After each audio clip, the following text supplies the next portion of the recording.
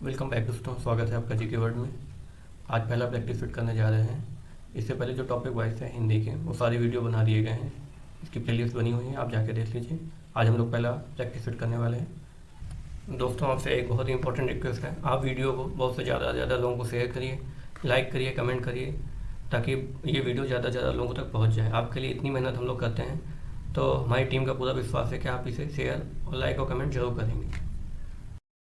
ये practice set होगा जिसमें जीके और हिंदी कुल मिला के 75 क्वेश्चन का प्रैक्टिस सेट है। ये बहुत ही इंपॉर्टेंट है, आप इसे जरूर करें और देखें आपके कितने नंबर आ रहे हैं इसमें। चलिए स्टार्ट करते हैं। पहला क्वेश्चन है, भारत के संविधान में 9वीं सूची को किस प्रधानमंत्री द्वारा प्रस्तुत किया गया था? 9वीं सूची जो है वो 1951 प्रस्तुत हुई थी। 1951 में ये पहला संशोधन था, पहला संविधान संशोधन यही था। ये प्रस्तुत किया था जवाहरलाल नेहरू ने। अगला क्वेश्चन देखते हैं, निम्नलिखित में से अंतर्राष्ट्रीय महिला दिवस किस तिथि को मनाया गया है? अंतर्राष्ट्रीय महिला दिवस मनाया जाता है 8 मार्च को। इस बार की जो महिला थीम थी इसकी, महिलाओं में निवेश, प्रगति में तेजी। थीम भी पूछी जाती है दोस्तों, तो इसकी थीम थी महिलाओं में निवेश,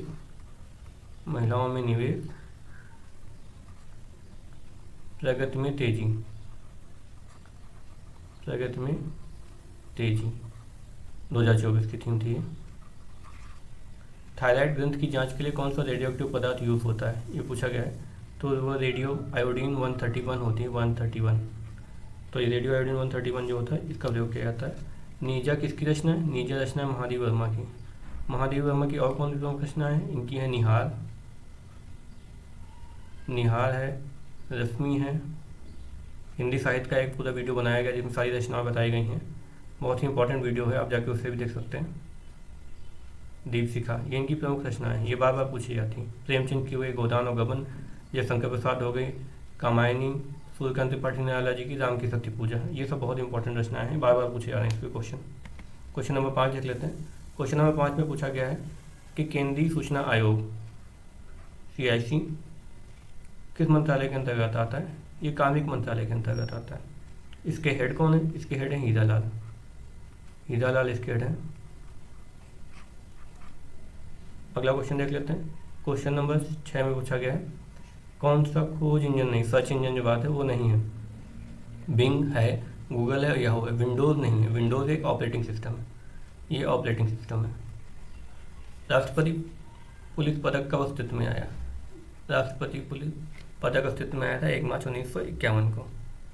बिहुला महोत्सव जो है किस राज्य में मनाया जाता है? बिहुला मनाया जाता है ये बिहार में, ये मनाया जाता है बिहार में। ये इसमें जो है जो स्त्री है, महिला की पवित्रता का चित्रण किया जाता है बिहुला महोत्सव में।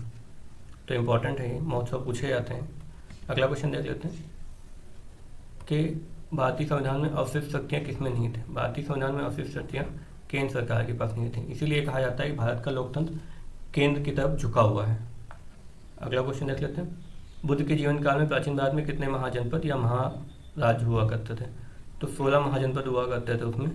उसमें से कुछ इंपॉर्टेंट है, जैसे चंपा, काशी। कभी कभी पूछ लेते हैं कि इनमें कौन से महाजनपद नहीं है। कौशल, मल, तो ये कुछ इंपॉर्टेंट महाजनपद हैं, ये पूछे जाते हैं कि इनमें से कौन से नहीं हैं, तो उसमें निकालने में आसानी रहेगी। अगला क्वेश्चन है, कपास का उत्पादन किस प्रकार की मृदा में सर्वोत्तम होता है? काली मृदा में कपास का उत्पादन सबसे अच्छे होता है। उत्तर प्रदेश में राज्य परिवहन निगम की स्थापना किस वर्ष हुई थी? 15 मई 1947 को। अगला क्वेश्चन देखते हैं। क्वेश्चन नंबर 13 में है। क्वेश्चन नंबर 13 में पूछा गया है कि किस घटना के कारण गांधी जी ने असहयोग आंदोलन वापस ले लिया था? असहयोग आंदोलन 1920 स्टार्ट किया था गांधी जी ने। किस घटना कारण इसे वापस ले लिया था? चौरी चौरा कांड हुआ था। इसमें जो है थाने में आग लगा दी गई थी, जिसमें जो है सिपाही जल के मर गए थे। और ये हुआ कब था? ये हुआ था 4 फरवरी 1922 को। ठीक है, तो इसकी डेट भी इंपॉर्टेंट है, चौरी चौरा कांड की पूछी गई है ये। अगला क्वेश्चन देखते हैं, नागिन झील, डल झील, मानसबल झील, मानस बल झील किस राज्य में है? मानस, ये सब झीलें जो हैं ये जम्मू कश्मीर में है। ठीक है, और उत्तराखंड में कौन सी? उत्तराखंड में भीमताल, नैनीताल, ये है भीमताल, नैनीताल, ये उत्तराखंड की प्रमुख झीलें हैं। सारनाथ संग्रहालय कब स्थापित किया गया था? सारनाथ संग्रहालय बनारस में, इसकी स्थापना 1910 में थी। सारनाथ संग्रहालय है कहाँ पे? बनारस में। 1910 में इसकी स्थापना करी गई थी। अगला क्वेश्चन देखते हैं, क्वेश्चन नंबर 16, उत्तर प्रदेश के किस जनपद में देश की पहली महिला सैन्य स्कूल खोला गया था? ये करंट का क्वेश्चन है, ये 1 जनवरी 2024 को ही खोला गया, ये मथुरा में खोला गया। इसका इनोग्रेशन किसने किया था? राजनाथ सिंह, जो रक्षा मंत्री हमारे राजनाथ सिंह जी ने इसका इनोग्रेशन किया था। अगला क्वेश्चन देखते हैं, बहुत ही इंपॉर्टेंट है, प्रैक्टिस कराई जा रही है आपको, तो बहुत ध्यान से करिए इसको। 2011 जनगणना के अनुसार उत्तर प्रदेश में सर्वाधिक मुस्लिम प्रतिशत वाला राज्य कौन सा है? तो 2011 की जनगणना हुई थी, आखिरी जो हुई थी, उससे रिलेटेड एक क्वेश्चन तो आता ही आता है जीके में। तो उसमें पूछा गया है कि मुस्लिम कौन प्रतिशत सबसे ज़्यादा कहाँ पे? मुस्लिम प्रतिशत सबसे ज़्यादा है रामपुर में। उत्तर प्रदेश में सबसे ज़्यादा मुस्लिम प्रतिशत कहाँ पे? रामपुर में। अगला क्वेश्चन देख लेते हैं। अच्छा, ये बताइए कि जो है इसमें यूपी में कितने परसेंट मुसलमान हैं? यूपी में जो है ये है 19.26% मुस्लिम आबादी यूपी में रहती है। ठीक है। शिक्षा का अधिकार, राइट टू एजुकेशन, 2009 के अंतर्गत कितने वर्ष के आयु के बच्चे को मुफ्त व अनिवार्य शिक्षा उपलब्ध कराई जाती है? तो वो कराई जाती है 6 से 14 वर्ष के बच्चे को मुफ्त एवं अनिवार्य शिक्षा उपलब्ध कराई जाती है, राइट टू एजुकेशन। अगला क्वेश्चन है, जो बहुराष्ट्रीय सैन्य अभ्यास के शांति प्रयास किस देश में आयोजित किया गया था? ये आयोजित किया गया था नेपाल में। ये नेपाल और यूएसए के बीच में होता है और इसमें इस बार जो है 18 देश इसमें शामिल हुए थे। नेपाल के काठमांडू में ये हुई थी। उत्तर प्रदेश लोक सेवा प्राधिकरण की स्थापना कब हुई थी? उत्तर प्रदेश लोक सेवा प्राधिकरण की स्थापना 1975 में हुई थी। जो इम्पोर्टेंट विभाग हैं उनकी स्थापना के बारे में भी पूछा जाता है। अगला क्वेश्चन देखते हैं, क्वेश्चन नंबर 21। क्वेश्चन नंबर 21 पूछा गया है, अभ्यास जो है लमितीय 2024 का आयोजन किस देश में किया गया था? तो इसका आयोजन सेशल्स में हुआ था। सेशल्स और भारत के बीच में युद्धाभ्यास होता है। अगला क्वेश्चन है, राष्ट्रीय मानवाधिकार आयोग निम्नलिखित में कैसा आयोग है? तो राष्ट्रीय मानवाधिकार जो है वो स्वायत्त विधिक संस्थान है, तो ये सांविधिक भी है और बहुपक्षीय संस्थान, मतलब ये जो है मल्टीलेटरल बॉडी है, तो ये ए और बी दोनों से ही हो जाएगा। अगला क्वेश्चन 23 में, किस पश्चिम एशिया देश में प्रथम बार हिंदी रेडियो प्रसारण किया गया था? वो कुवैत में किया गया था, कुवैत में। निम्नलिखित में से वित्तीय कार्यवाही बल का अध्यक्ष किसे नियुक्त किया गया? वित्तीय कार्यवाही बल मतलब financial action task force, FAFT का अध्यक्ष किसे नियुक्त किया गया? एलिसा डी इंडा को नियुक्त किया गया है। ये मैक्सिको की महिला है। अगला क्वेश्चन देखते हैं, क्वेश्चन नंबर 25। आज हम लोग 75 क्वेश्चन करने वाले हैं जीएस और हिंदी से रिलेटेड। तो अगला क्वेश्चन देखते हैं, कजाकिस्तान की मुद्रा पूछी, वो है तेंगे। दिनार जो है ये कुवैती दिनार है, तो कुवैती करेंसी है। हरेला उत्सव किस राज्य में मनाया जाता है? हरेला उत्सव मनाया जाता है उत्तराखंड में। ये साल में 3 बार मनाया जाने वाला उत्सव है, साल में 3 बार मनाया जाता है हरेला, लेकिन सावन का जो हरेला होता है सबसे ज़्यादा इंपॉर्टेंट होता है। भारत में कुल क्षेत्रफल का लगभग कितने प्रतिशत भाग कृषि की जाती है? भारत का 51%, आधे से ज़्यादा जो है कृषि की जाती है। अच्छा, अगर ये पूछा जाए कि वन क्षेत्रफल कितना है, तो वन क्षेत्रफल है 21.72%। ठीक है, 21.72। चंद्रयान 3 चंद्र मिशन किस स्थान से प्रक्षेपित किया था? हरिकोटा से प्रक्षेपित किया गया था। इसमें लैंडर कौन सा था और रोवर कौन सा था? ये दोनों इंपॉर्टेंट क्वेश्चन बनते हैं कि लैंडर कौन सा था। लैंडर का नाम था विक्रम। ठीक, रोवर क्या था? रोवर का नाम जो है प्रज्ञान। रोवर का नाम था प्रज्ञान। तो लैंडर और रोवर दोनों इंपॉर्टेंट है, पूछे जा सकते हैं आपके उसमें। अगला क्वेश्चन देखते हैं, क्वेश्चन नंबर 29। क्वेश्चन नंबर 29 पूछा गया है, भारत में अब तक कुल कितनी बार नोटबंदी हुई है? भारत में आज़ादी के बाद अब तक 3 बार नोटबंदी हो चुकी है। अभी जो आखिरी नोटबंदी हुई थी वो कब हुई थी? 8 नवंबर 2016 को। यूट्यूब किस वर्ष लॉन्च किया गया था? यूट्यूब 2005 में लॉन्च किया गया था, जिससे आप ये वीडियो देख रहे हैं। निम्नलिखित में कौन सा ऑन पेज गतिविधि है? ऑन पेज गतिविधि कौन सी है? ये जो है SEO, सर्च इंजन ऑप्टिमाइजेशन, ये ऑन पेज गतिविधि है। अगला क्वेश्चन देखते हैं, क्वेश्चन नंबर 32 में 1885 में कांग्रेस के पहले अधिवेशन में कितने प्रतिनिधियों ने भाग लिया था? वो लिया था 72 प्रतिनिधियों ने इसमें भाग लिया था। ये जो कांग्रेस का अधिवेशन हुआ था ये 28 दिसंबर को हुआ था, 28 दिसंबर 1885। हुआ कहाँ था? ये हुआ था बम्बई के, उस समय मुंबई को बम्बई कहा जाता था, बम्बई के गोकुलदास, ये भी इम्पोर्टेंट है, गोकुलदास तेजपाल संस्कृत महाविद्यालय था, गोकुलदास तेजपाल संस्कृत महाविद्यालय। तो ये भी इम्पोर्टेंट है, इसे याद रखिएगा। अगला क्वेश्चन है क्वेश्चन नंबर 33 पूछा गया है, भारतीय तटरक्षक बल 25वें महानिदेशक किसे नियुक्त किया गया है? जी राकेश पाल जी को नियुक्त किया गया है। दिसंबर 1885 में भारतीय राष्ट्रीय कांग्रेस की स्थापना हुई थी।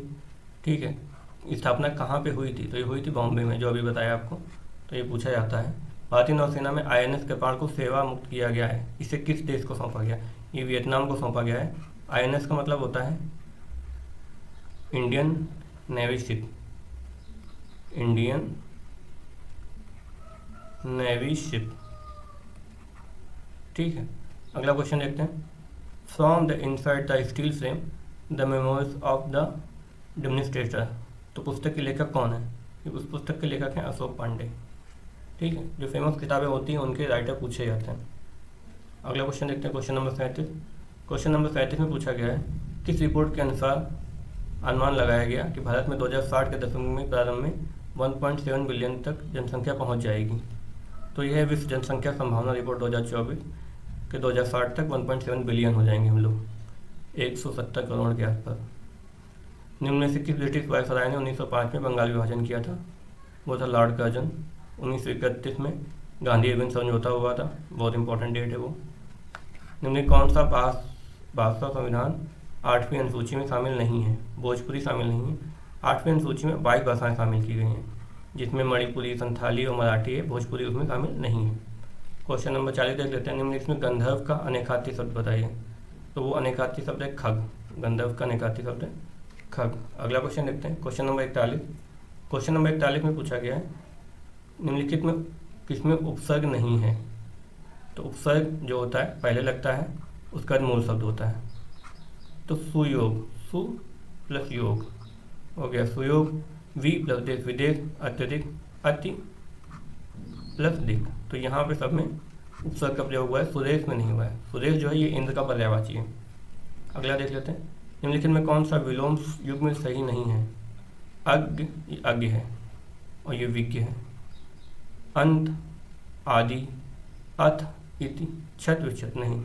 अछत, अछत का विलोम होता है विच्छत। अछत का विलोम विच्छत होता है। अगला क्वेश्चन देखते हैं, मैं रामायण नहीं पढ़ सका। वाक्य में कौन सा वाच्य? जहाँ कर्ता प्रधान होता है वहाँ पे हो जाता है कृतवाच्य।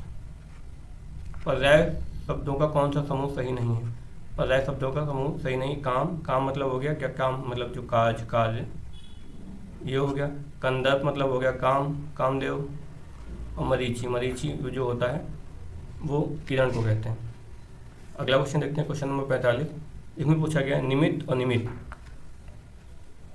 निमित्त और निमित्त में कौन सा जो है सही अर्थभेद है उसका? तो हेतु और झुका हुआ। निमित्त मतलब किसी काम के लिए और नमित्त मतलब झुका हुआ, नमन करने के लिए झुका हुआ।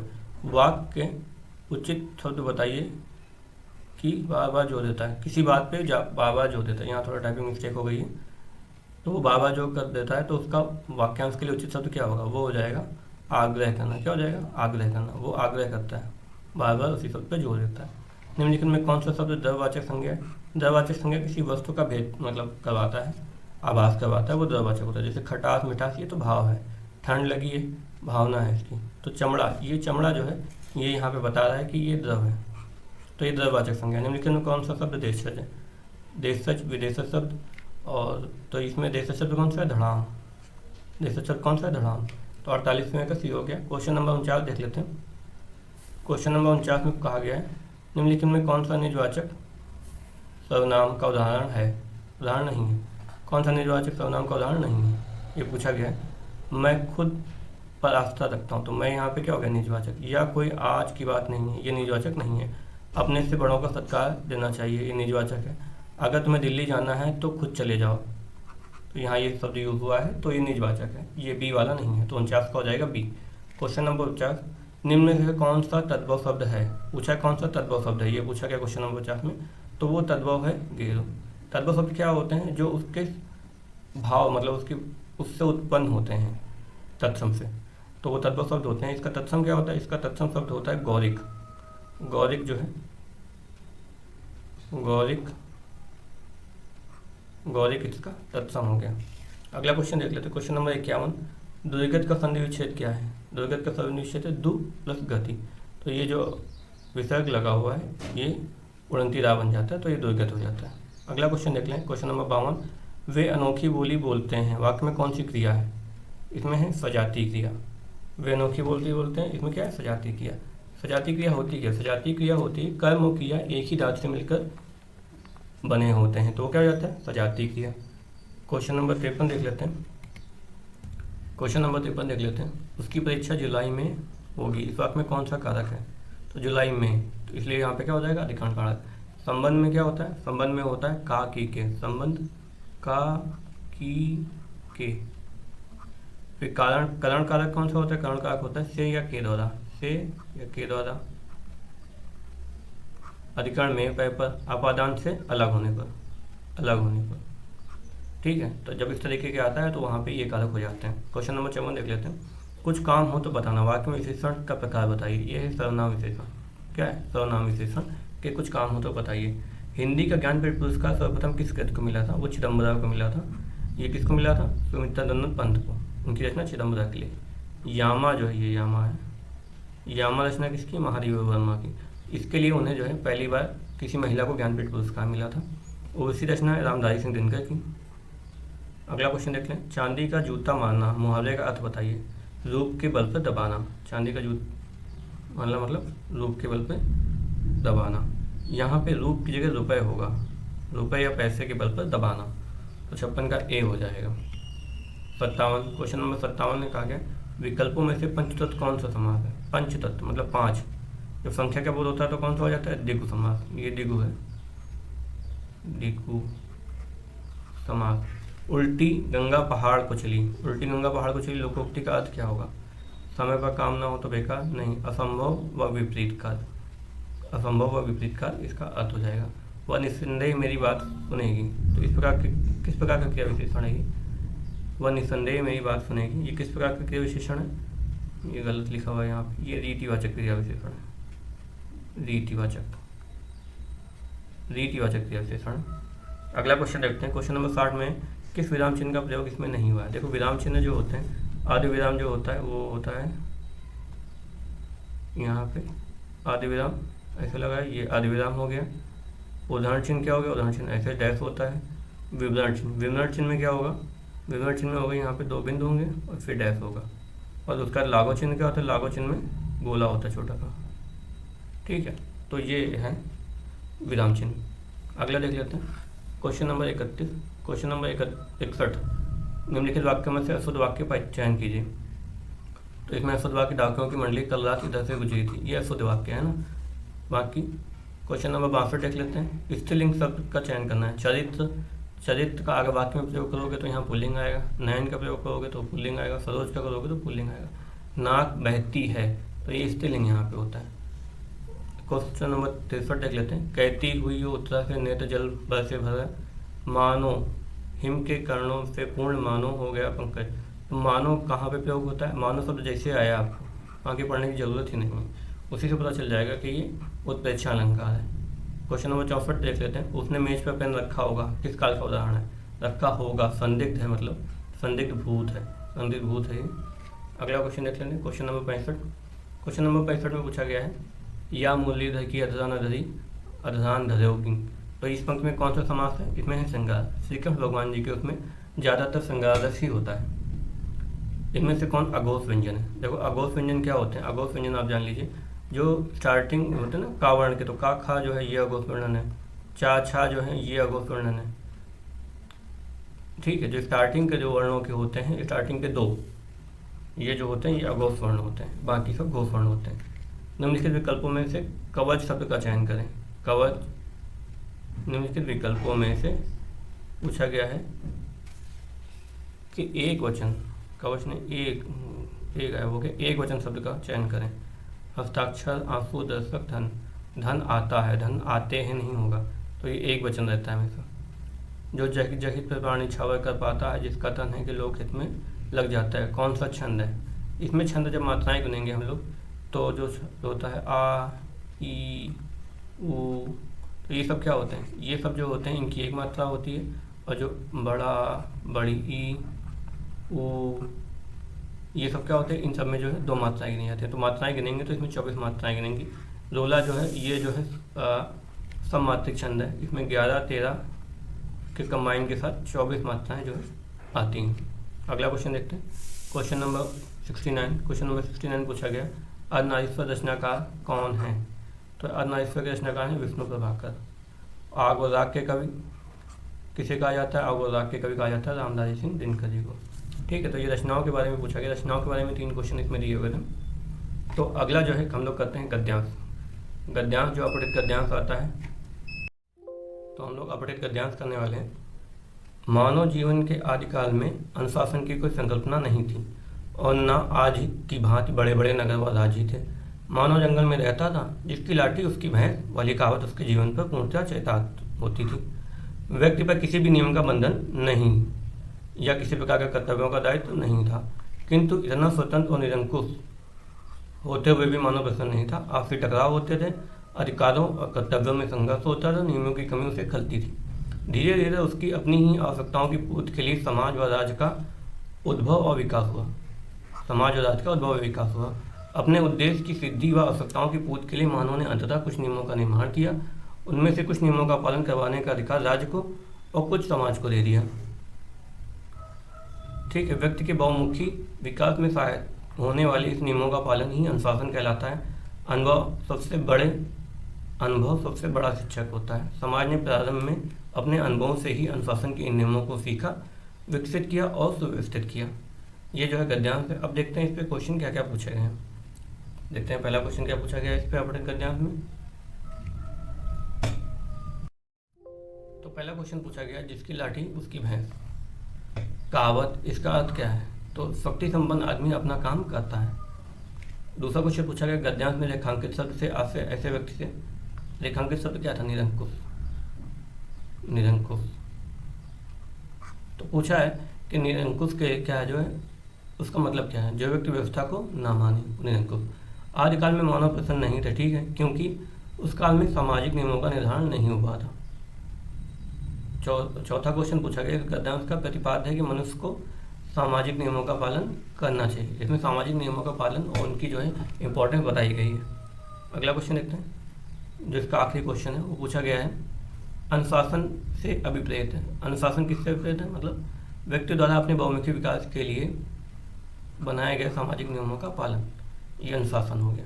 तो आपने यहाँ 75 क्वेश्चन पूरे कंप्लीट कर लिए हैं। जैसा पेपर आता है उसी तरीके से एक प्रैक्टिस सेट बनाया गया है। आप इसमें चेक कर लीजिए कि आपके कितने नंबर आते हैं। अगला प्रैक्टिस सेट जल्दी आएगा। Thank you.